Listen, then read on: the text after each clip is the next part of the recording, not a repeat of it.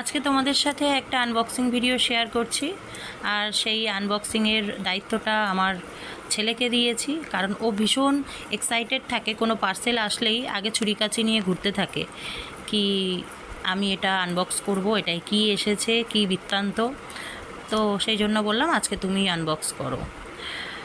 তো আমি মিশো থেকে খুব কম প্রাইসে একটা কি বলবো কসমেটিক্স জুয়েলারি একটা স্ট্যান্ড নিয়েছি অর্গানাইজারের জন্য।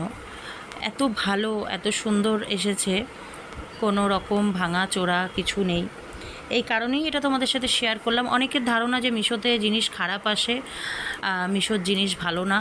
তো আমি কোনো প্রমোশন ভিডিও করছি না, তবুও তোমাদের বলবো তোমরা একবার ট্রাই করে দেখতে পারো, যারা যারা এখনও পর্যন্ত ট্রাই করোনি।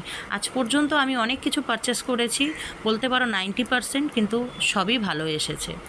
তো চলো টাটা, সবাই ভালো থেকো, সুস্থ থেকো, বাই।